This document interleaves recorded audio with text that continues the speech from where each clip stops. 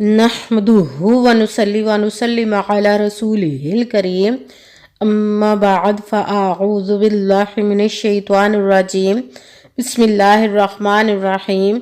मेरे मुअज़्ज़ज़ सामाईन अकराम, अस्सलामु अलैकुम व रहमतुल्लाहि व बरकातुहू।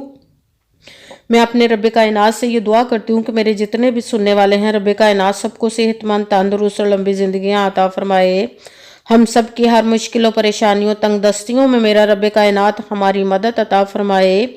हमें ज़हनी, रूहानी, जिस्मानी अज़ियत और तकलीफ़ों, बीमारियों से निजात अता फरमाए। हमें ज़हनी और रूहानी सुकून अता फरमाए। हमें बीमार दुनिया से बचा कर बीमार मदीना बनाए।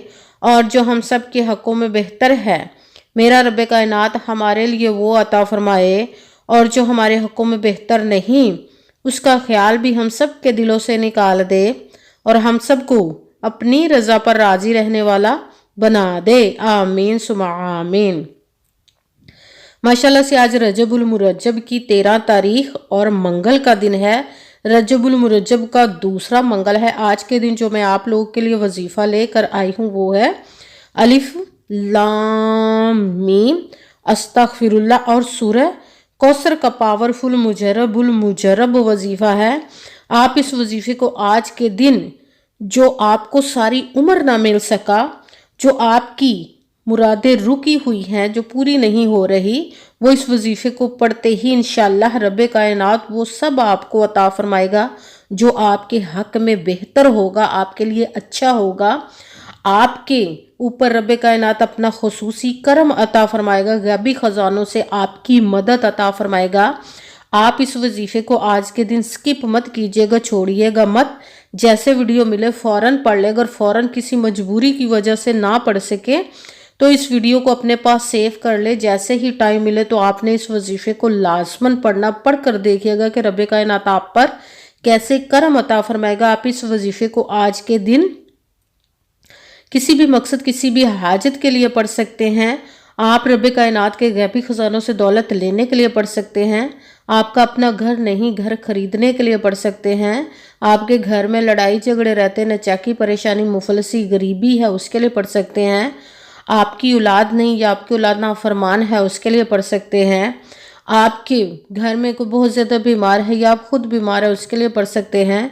आपका अच्छा भला कारोबार चलता वो अचानक से बंद हो गया, उसके लिए पढ़ सकते हैं। आपकी शादी नहीं हो रही या आपके बच्चों की शादियां नहीं हो रही, उसके लिए पढ़ सकते हैं। आपके ऊपर बहुत ज़्यादा कर्ज उतरने का सबब नहीं बन रहा, उसके लिए पढ़ सकते हैं। या आपके घर में कोई बहुत ज़्यादा बीमार है या आप खुद बीमार हैं, उसके लिए पढ़ सकते हैं। आपके पास अच्छी जॉब नहीं, जॉब लेने के लिए पढ़ सकते हैं। आपके घर में, आपकी ज़िंदगी में सुकून नहीं, आपके कारोबार में, दौलत में, रिज़्क में बरकत नहीं, उसके लिए पढ़ सकते हैं। आपके ऊपर जादू टूना, बंदिश, नजर बद, हसद, कुछ भी, उसको ख़त्म करने के लिए पढ़ सकते हैं। मतलब किसी भी मकसद, किसी भी हाजत, किसी भी मुराद के लिए पढ़ सकते हैं। मगर जब पढ़ने लगे तो रब कायनात की ज़ाते पाक पर यकीन कामिल रख के पढ़िएगा। कहते हैं कि यकीन कामिल होता है, पीर कामिल नहीं होता। और अच्छी नीयत रख के पढ़िएगा कि रब कायनात कुरान पाक में इरशाद फरमाता है, इन्नमल अमालु बिन्नियात, कि जो अमलों का दारोमदार होता है वो नीयतों पर होता है। अगर हमारी नीयत अच्छी है तो हमारा अमल भी अच्छा होता है, और अगर हमारी नीयत ही अच्छी नहीं तो हमारा अमल भी अच्छा नहीं होता। चाहे हम जितनी मर्जी मेहनत कर ले, जितनी मर्जी कोशिश कर ले, हमें उसका फल, उसका अजर अच्छा नहीं मिलता। इसलिए अच्छी नीयत रख के, पुख्ता यकीन रख के, और 5 वक्त की नमाज की पाबंदी लाजमन रखिएगा। फिर इस वजीफे को कीजिए। अगर वजीफा करते वक्त आपके दिलों में, जहनों में ऐसा वसवसा नहीं आना चाहिए कि हम ये अमल कर रहे हैं, पता नहीं हमारी मुराद पूरी हो या ना हो। ऐसा हो नहीं सकता कि हम रब कायनात के किसी इस्म का या कलाम पाक का वजीफा पढ़े और हमें कामयाबी ना मिले। ये हमारे ईमान की कमज़ोरी, जिसकी वजह से हमें नाकामी मिलती है। आपने सिर्फ अमल करना, उसका फल, उसका अजर देना उस ज़ाते पाक का काम है, क्योंकि उसकी दस्ते कुदरत से कोई चीज़ बाहर नहीं, उसके कुन कहने की देर और फाया कून हो जाता है। आपने अमल करने के बाद उसके कुन का इंतज़ार करना है। इंशाअल्लाह अज़ीज़ रब कायनात अपने हुक्म से आपकी तकदीर के बंद तालों को खोल देगा, नसीब के सितारों को चमका देगा, आपकी ज़िंदगी में ऐसे ऐसे मोजज़े अता फरमाएगा कि आप खुद देखकर हैरान रह जाएंगे। आपको कभी किसी चीज़ की कमी नहीं रहेगी इंशाअल्लाह। انشاءاللہ العزیز اس کے حکم سے۔ اگر ویڈیو اچھی لگے تو اس کو لائک ضرور کیجیے گا اور آگے بھی شیئر کر دیجیے گا تاکہ کسی دوسرے کو ہماری وجہ سے فائدہ پہنچے تو ہمارے لیے صدقہ جاریہ بن جائے۔ اور جو نئے ہیں اس چینل پر، اس چینل کو سبسکرائب کر لے، بیل آئیکن کو بھی دبا لے تاکہ میری اگلی آنے والی ویڈیو آپ تک پہنچ سکے۔ اگر کوئی مجھ سے کسی مسئلے کے بارے میں استخارہ کروانا چاہتے ہو، کسی کام کا حساب لگوانا چاہتے ہو، کسی کام کے لیے وظیفے کا پوچھنا چاہتے ہو، یا قرآن پاک آن لائن پڑھنا چاہتے ہو، محفل میلاد النبی کے لیے بلوانا چاہتے ہو، تو واٹس ایپ کا نمبر ویڈیو پر چل رہا ہے، آپ لوگ مجھ سے رابطہ کر سکتے ہیں۔ اگر میرے بھائی یا بزرگ مجھ سے رابطہ کرنا چاہتے ہو تو واٹس ایپ پر وائس میسج کر کے اپنا مسئلہ بتا سکتے ہیں۔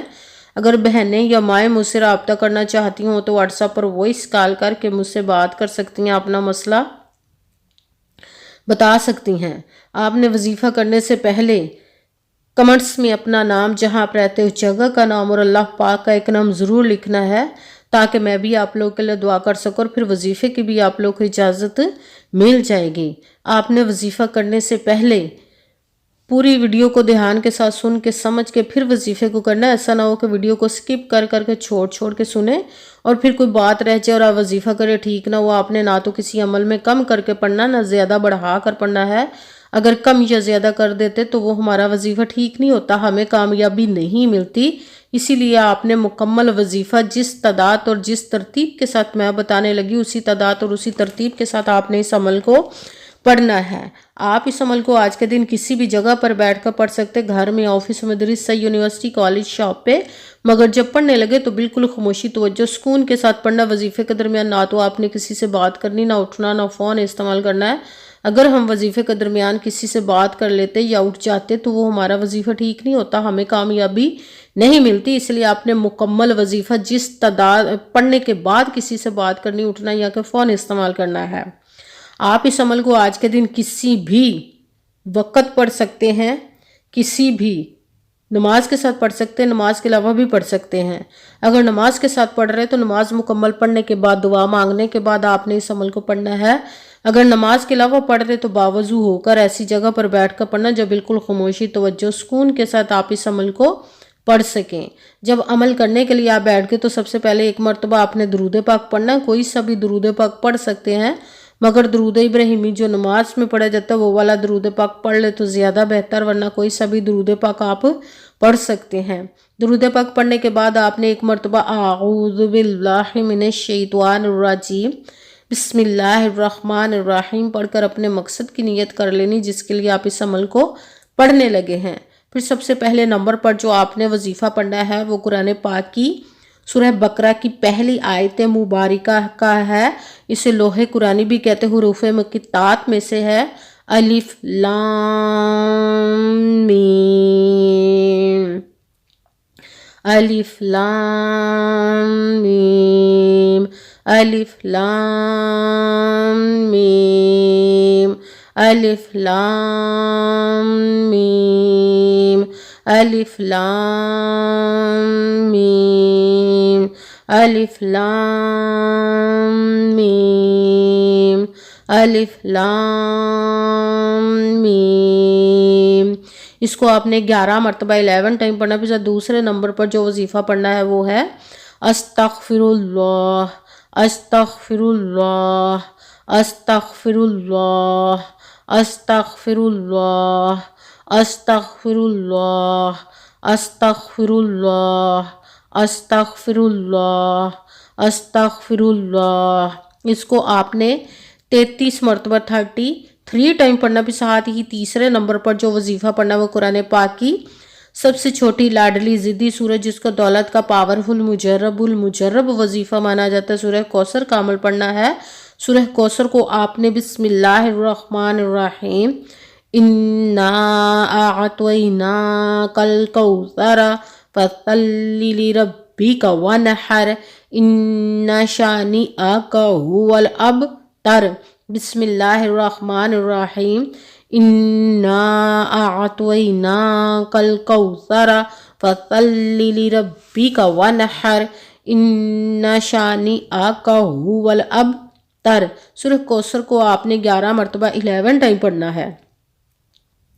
سب سے پہلے ایک مرتبہ درود پاک پڑھا، پھر ایک مرتبہ اعوذ باللہ من الشیطان الرجیم بسم اللہ الرحمن الرحیم پڑھ کر اپنے مقصد کی نیت کر لینی جس کے لیے آپ اس عمل کو پڑھنے لگے ہیں۔ پھر پہلے نمبر پر جو آپ نے وظیفہ پڑھنا ہے وہ ہے الف لام میم، اس کو آپ نے 11 مرتبہ 11 ٹائم پڑھنا۔ پھر دوسرے نمبر پر جو وظیفہ پڑھنا ہے وہ ہے استغفر اللہ، اس کو آپ نے 33 مرتبہ 33 ٹائم پڑھنا۔ پھر ساتھ ہی تیسرے نمبر پر جو وظیفہ پڑھنا ہے وہ ہے سورہ کوثر کا بسم اللہ الرحمن الرحیم انا اعطیناک الکوثر فصل لربک ونحر ان شانئک هو الابتر۔ سورہ کوثر کو آپ نے 11 مرتبہ 11 ٹائم پڑھنا ہے۔ پھر وہی درود پاک پڑھنا ہے جو درود پاک آپ نے وظیفہ شروع کرنے سے پہلے پڑھا تھا۔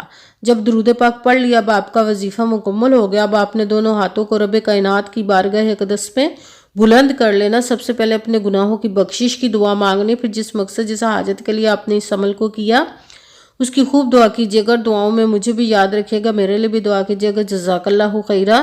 جس مقصد جس حاجت کے لیے آپ نے اس عمل کو کیا، رب کائنات اپنے حکم سے، اپنے پیارے محبوب کے صدقہ سے، اپنے کلام پاک اور اسم مبارک کے صدقے آپ کی تمام نیک اور جائز حاجات کو قبول و منظور عطا فرمائے انشاءاللہ العزیز اپنے حکم سے، آمین ثم آمین۔ السلام علیکم ورحمۃ اللہ وبرکاتہ۔